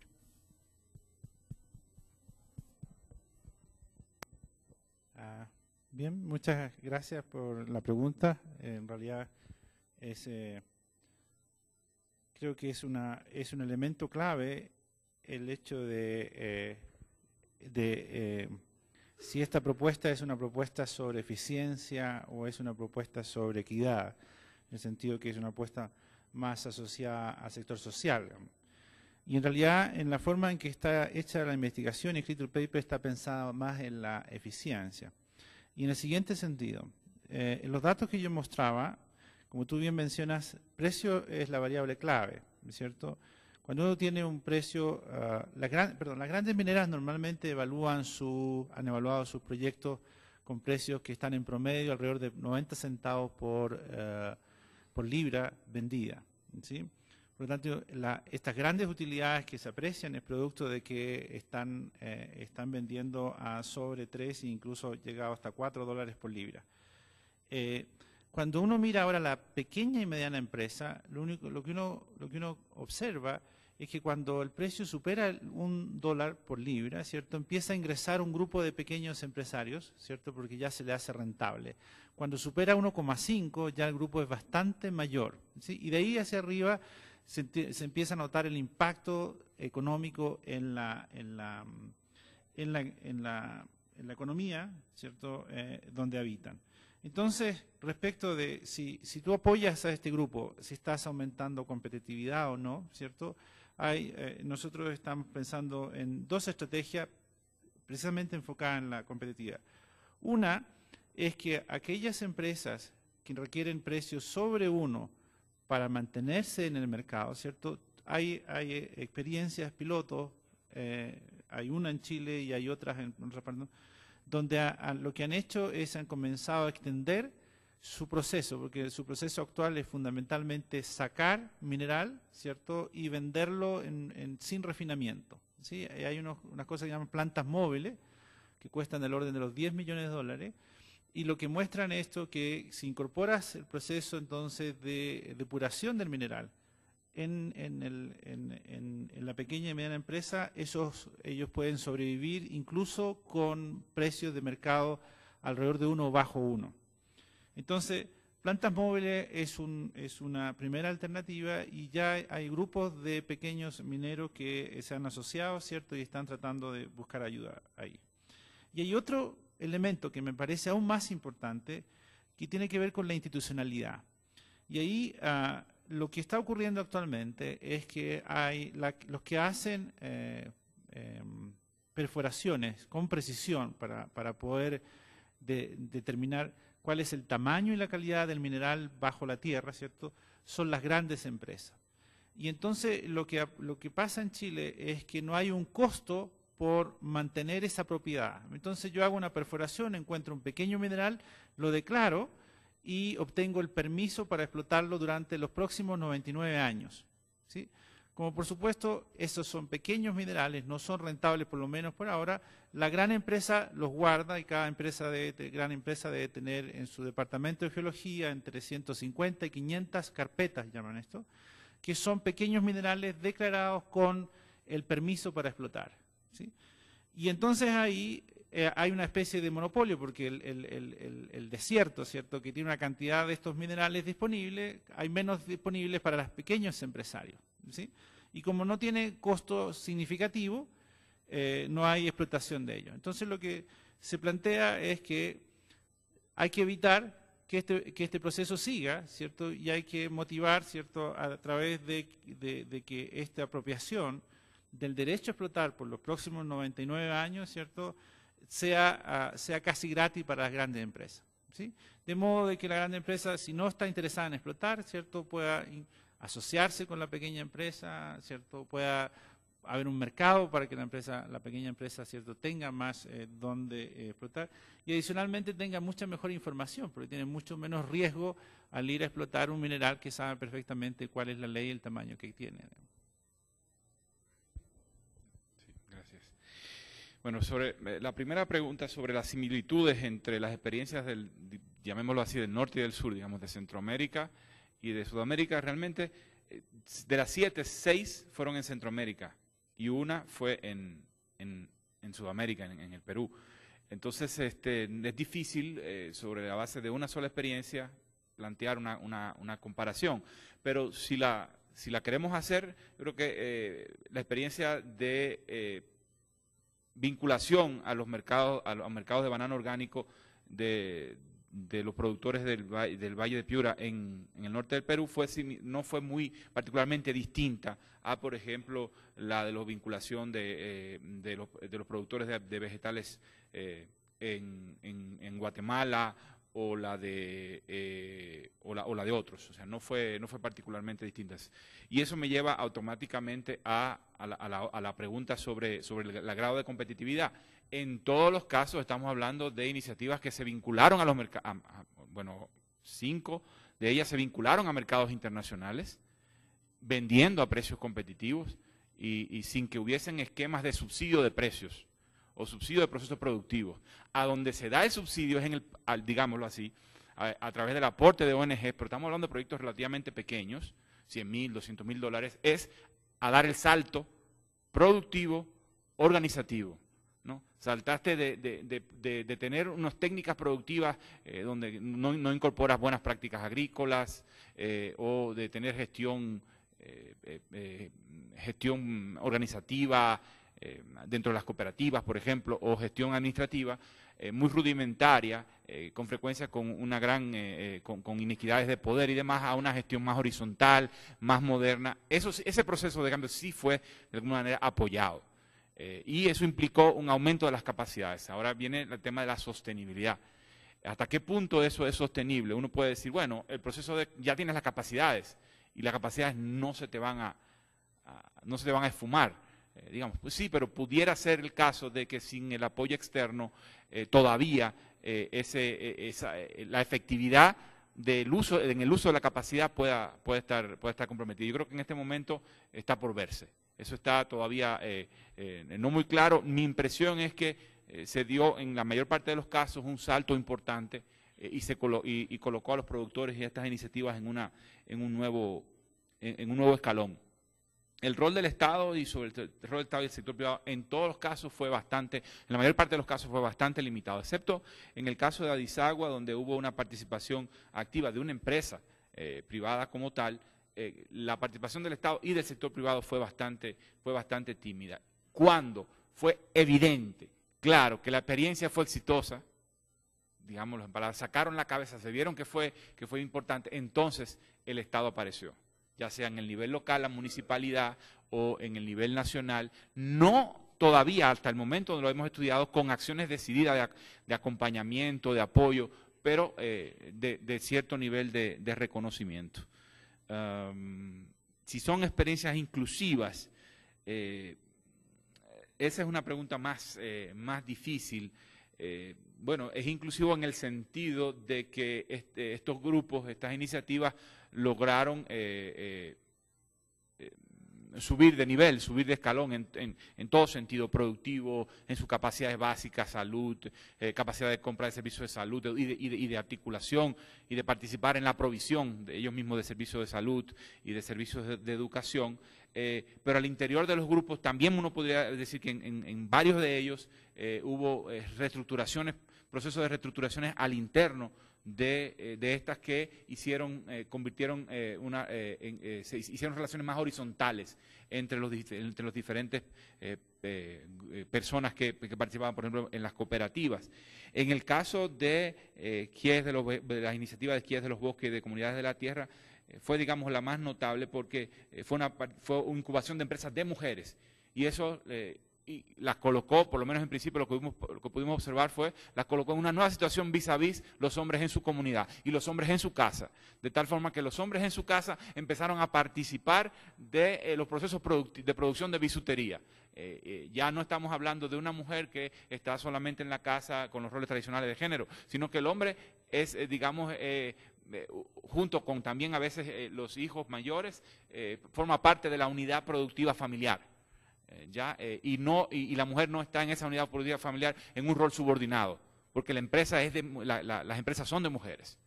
¿Ya? Entonces ahí sí hay un claro rol, claro impacto inclusivo. En otros sentidos es más difícil contestar esa pregunta. Gracias. Un par de comentarios y voy a tratar de generar un debate para que no se aburran. Va a hacer lo posible. No, a ver, yo creo que hay un montón de experiencias en América Latina muy positivas de emprendimientos que se han hecho a lo largo de los años, ¿no? Y de esas, no todas, pueden años después reclamar el beneficio de haber sido sostenibles, ¿no? Entonces, siempre hay esta pregunta de qué deja el proyecto, ¿no? Y a mí algo que me parece bien interesante del proyecto de ustedes es de que le ha puesto bastante fuerza a los temas de empoderamiento, que es otra manera de decir que hay una construcción de capacidades para la acción colectiva dentro de los espacios. Y yo creo que independientemente de las habilidades que el proyecto deje sobre que la gente sabe tejer o sabe vender tal o cual cosa, cuando cambien las relaciones en el tiempo y eventualmente alguna de esas capacidades ya no sean tan importantes, el proyecto puede dejar algo bastante más importante que esa transferencia específica de conocimiento que tiene que ver con los elementos de empoderamiento. Entonces, en ese sentido creo que es un elemento central de las estrategias de articulación. Pero al mismo tiempo me gustaría que repensaran un poco sobre esta idea de que el Estado no está o el Estado no acompaña, y la posibilidad de releer ese elemento en el siguiente sentido. O sea, es muy difícil que estas articulaciones con los mercados puedan ocurrir si no hay un camino que funciona, si es que no hay eventualmente una electrificación rural, si no hay un conjunto mínimo de bienes y servicios públicos que o el proyecto los identificó para colocarse ahí, una de las alternativas, ¿no? Entonces, claro, hay muchos proyectos que no se colocan en cualquier sitio en el medio rural, sino buscan sitios donde hay unas condiciones mínimas para que su acción pueda operar. En cuyo caso, el rol del Estado no ha sido el central para acompañar al proyecto, pero ha sido la base central para que ese proyecto tenga viabilidad, ¿no? Entonces, o sea, sí creo que hay una queja legítima de la ausencia del Estado en una serie de aspectos, pero al mismo tiempo creo que es importante releer esto a la luz de las bases básicas que el Estado pone y por lo tanto su rol central. O sea, porque si no resulta de que la iniciativa privada puede lograrlo sin el Estado, ¿no? Y eso creo que daría una visión bastante incompleta de lo que se requiere, ¿no? Eso. Gracias. Tenemos algunos minutos para una segunda ronda. Juan Pablo levantó la mano, Jennifer y atrás. Y una más. Les pido que sean muy breves, por favor. Juan Pablo, aquí. Bueno, tenemos 30 segundos para un anuncio muy importante para esta tarde. Mil disculpas que les moleste, buenas tardes. Algunas personas no me escucharon la explicación que di en el Coffee Break, entonces les vengo un poquito a aclarar cómo va. A las 5 en punto nos vamos a encontrar en el lobby del hotel, vamos a hacer pequeños grupos para ir ingresando a los vehículos de 2 pisos, de ahí iremos por todo el casco histórico del Quito, visitándole una vista panorámica, llegaremos a la Plaza La Ronda, nos darán una pequeña guía, de ahí iremos hacia el convento de Santo Domingo, lo visitaremos y cenaremos en la sala renovada del convento de Santo Domingo. Muchas gracias. Tal vez alguien tiene de estas invitaciones, les hace falta que estuvieran en sus bolsos. Atrás está el mapa donde nos vamos a encontrar. Bueno, gracias. Juan Pablo. Sí, aprovechando que Javier ya ha recalcado el rol del Estado, yo soy Juan Pablo Chumacero de la Fundación Tierra en Bolivia. Me gustaría pedirle a Javier si puede profundizar un poco su presentación respecto al rol del Estado como intermediador o como mediador en los mercados de productos y también mercados de tierras en los casos estudiados. Gracias. Jennifer. Yo solamente quiero hacer un comentario en relación a los casos sistematizados. Parcialmente estoy de acuerdo con la afirmación de que a veces hay condiciones básicas, mínimas, donde las iniciativas productivas o empresariales se colocan, ¿no? Y hay una presencia del Estado. En lo personal, yo quisiera ver la presencia del Estado en Centroamérica. Quisiera ver la presencia del Estado en Guatemala, porque el caso de Kiev de los Bosques ha sido completamente diferente.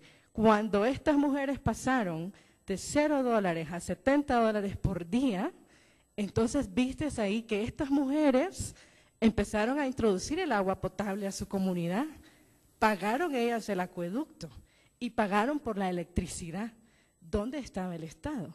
¿verdad? Entonces, no había condiciones básicas, no necesariamente es una regla que se cumple para todo. Ahora, crecimiento económico no es sinónimo de desarrollo, estamos claros de eso, pero es un elemento muy importante. En el caso de estas mujeres que lograron no solamente incrementar ingresos en un plazo de 5 años, porque también ha sido un proceso, ¿no? Luego vemos como otros actores, incluyendo, por ejemplo, servicios financieros como el Banco Rural llega a establecerse en esa comunidad porque ahora ve que las mujeres tienen capacidad de ahorro. Y definitivamente es un caso que yo lo pondría muy aparte porque no ha habido presencia del Estado.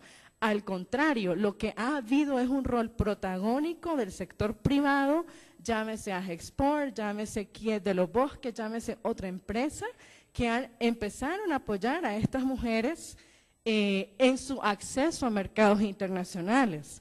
Y cuando hablamos de competitividad, yo solo un comentario. Estas mujeres le venden hasta el gobierno de los Estados Unidos. ¿Y saben cómo empezaron? Vendiendo por DHL, por estos courier, en unas cajitas, 10, 20. Ahora hablamos de miles, ¿verdad? Y es algo increíble cómo el tema de crecimiento de los ingresos tiene un impacto significativo en la inclusión de las mujeres en otras actividades y cómo también el tema de capacidades sí tiene un vínculo muy estrecho con el tema de desarrollo, yo diría, humano y de calidad de vida para mujeres rurales en Guatemala. Como explico, son experiencias a veces muy pequeñas que han trascendido, pero tal vez es interesante en la nueva fase del proyecto explorar un poco más el rol de otros facilitadores, no necesariamente del Estado, pero hay empresas, sector privado, responsable o socialmente comprometido, que sí han servido como estos, decimos, drivers, ¿verdad?, para que los grupos puedan escalar. Solamente es un comentario muy particular. Gracias. Atrás.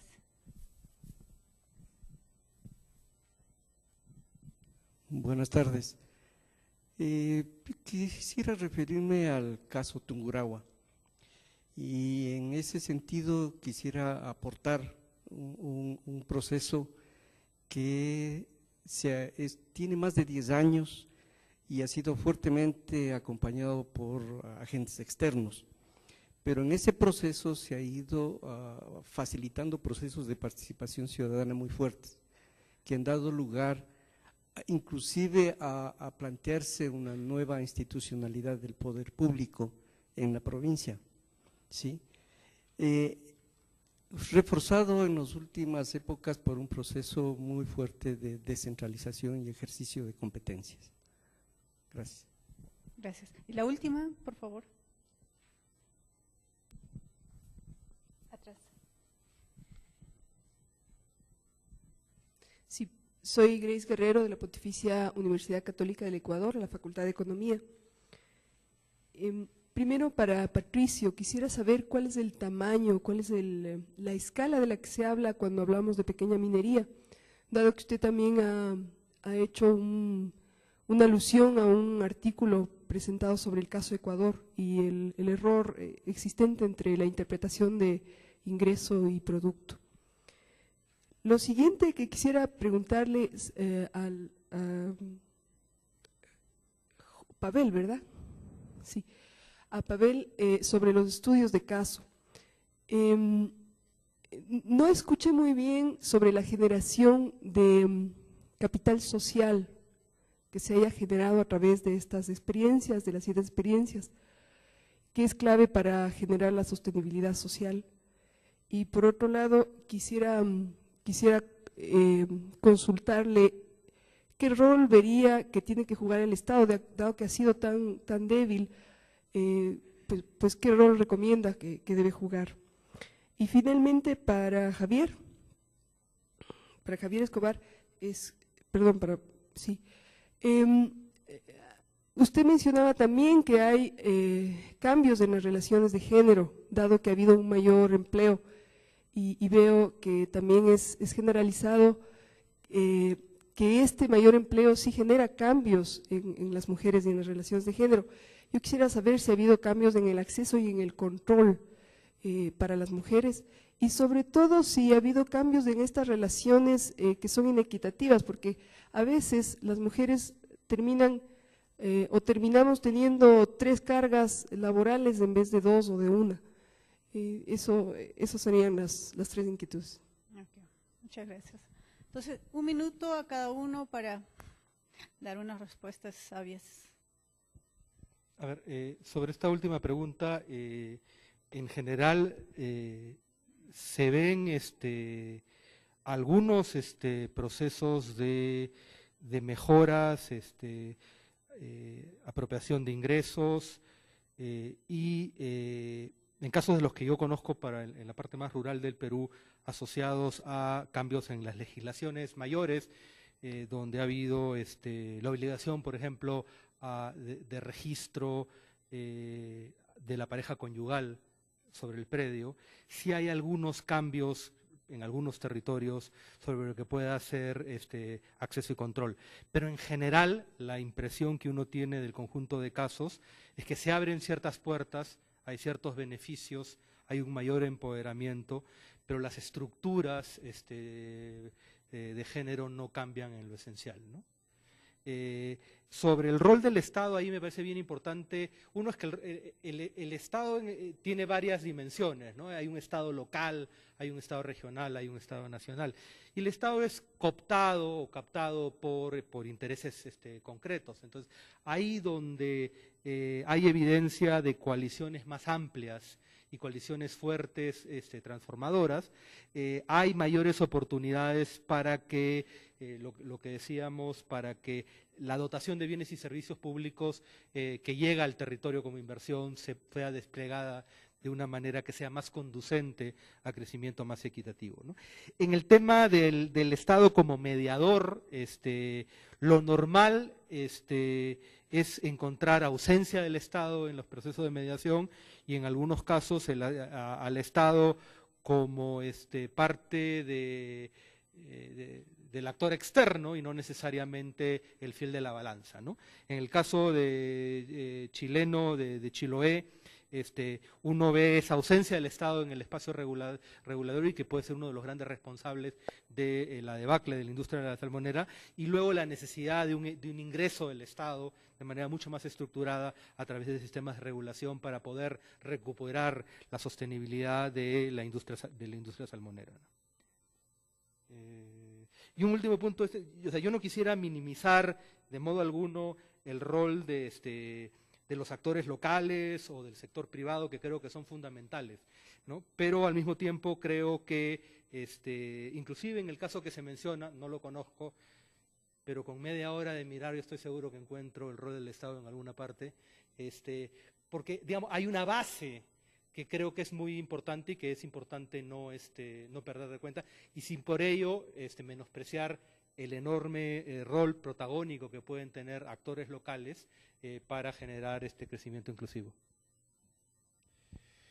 Bueno, con respecto a la pregunta de qué puede hacer el Estado, yo básicamente voy a pasar esa pregunta porque sería un largo prontuario de propuestas. Estamos hablando de volver a impulsar políticas de desarrollo productivo abandonadas al calor del dominio de las políticas inspiradas en el consenso de Washington, impulsar, ya conocemos, políticas sociales basadas en derechos, y todo eso articulado en el territorio, articulando políticas, pero también articulando actores. Pero esto es una discusión, sería bastante larga como para desarrollar. Con respecto a la pregunta de capital social, yo creo que esa es la parte que ahora toca más fuertemente. El capital social también es parte del entorno. Y esa es la fase en que nos tenemos que entrar. Hay una de las iniciativas que yo diría que su esencia fue construir capital social, o una de sus esencias fue construir capital social, y es la experiencia de El Salvador en Suchitoto. Y la construcción de la red Suchitoto fue, yo creo que mucho eso. Fue construcción del capital social y de articulación de negocios en el territorio. El resto de las iniciativas habría que evaluar con más detenimiento cómo estas iniciativas lograron si tuvieron algún impacto más allá del impacto que yo señalé acá de cambiar los términos de relación entre ellos y sus proveedores, entre ellos y sus compradores y los proveedores de servicios, o sea, con los que tienen interacción inmediata. Pero yo creo que eso es una dimensión, Juan, que tenemos que empezar, pero necesitamos operacionalizar en concreto qué es este entorno, para precisamente evaluarlo a nivel de cada uno de los países en que vamos a trabajar. Gracias. Muy bien. Gracias de nuevo porque me da la oportunidad de aclarar y extender un poco la respuesta previa. Habíamos hablado del precio y de cómo este afecta y si deberíamos promover o no las pequeñas y medianas empresas. Inmediatamente voy a referirme a la escala.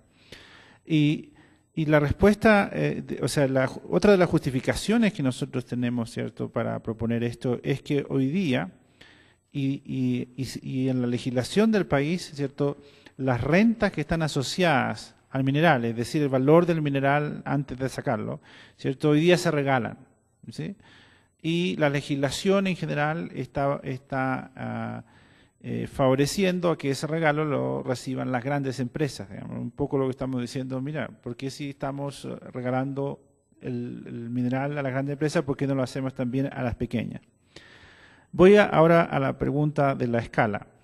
La producción de Chile de cobre está alrededor de 5 millones de toneladas por año. ¿Sí? Algunos años está un poco más alta, otros un poco más baja, depende de la ley. Si el precio está más alto, hay más empresas entrando al mercado, si está más bajo, pero ese es más o menos la dimensión. 5 millones de toneladas de cobre fino por año, que representan del orden del 40% de la producción mundial. 25% de esto es producido por Codelco. El otro 25% es producido por la minera Escondida, de la cual yo le presenté los balances. Y después debe haber un 47% que es producido por lo que llamamos medianas empresas. Medianas empresas son empresas que producen desde unos 40.000 toneladas por año hasta unas 300.000 toneladas por año, ¿sí?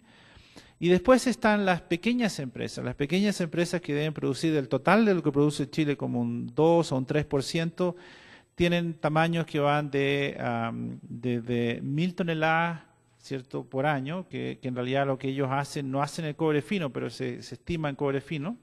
Y eso significa que si ustedes piensan en 1.000 toneladas, cada tonelada se vende a $10.000, ¿cierto? Estamos hablando de una empresa que tiene una facturación anual del orden de los $10 millones, ¿ya? Una empresa pequeña, ¿cierto?, que es capaz de producir esos 1.000 toneladas. Y ese es el grupo, ¿cierto?, que tiene bastante impacto en las economías locales, porque la propiedad, ¿cierto?, de la propiedad de esas empresas casi el 100% es local, mientras que la propiedad de la gran empresa y de la mediana empresa casi el 100% es foránea al territorio, digamos, ¿cierto? La mayor parte es foránea al país, pero hay una parte que no pertenece al país, pero los dueños no están en el lugar de la operación. Y hay un último elemento que quiero mencionar a propósito, que dice que va a haber explotación de cobre también en Ecuador. Nosotros en Antofagasta estamos en el centro minero y siempre estamos recibiendo noticias, ¿cierto? Y hay una institución adicional que me faltó mencionar, que es la institución de los turnos, ¿cierto? En Chile se tuvo que pasar una ley especial que permitiera a las empresas contratar a los trabajadores por turnos. ¿Qué significa esto? Que un trabajador va a la mina, donde está la operación, ¿cierto?, en distintos esquemas. El más corto es de 4x4, es decir, trabaja durante 4 días, 12 horas diarias y regresa a la casa a descansar por 4 días, ¿cierto? Y el más largo es de 22x8. Había 20x10, pero ahora 22x8. Esto es lo último que digo. Y 22x8 significa que van a trabajar 22 días en la minera, ¿cierto?, en la operación, y vuelven 8 días a la casa. ¿Quién tiene qué turno? Depende de la capacidad de negociar del trabajador. Aquellos que trabajan directamente para la gran empresa, ¿cierto?, tienen los mejores turnos, 4x4 o 7x7. Los que están después que son contratado o subcontratado o subcontratado, esos son los que normalmente son sometidos a situaciones bastante menos beneficiosas. Y esto trae un problema que se llama, que lo hemos denominado conmutación interregional. Es decir, estos trabajadores van a trabajar a la minera, ¿cierto? Ganan el sueldo allá, pero luego lo van a gastar donde vive la familia, ¿cierto?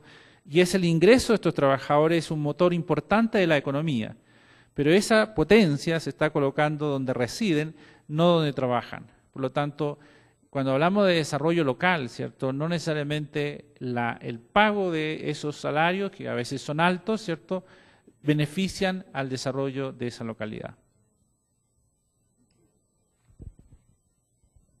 Bueno, muchas gracias otra vez a Javier, Pavel y Patricio y a todos ustedes por estar aquí.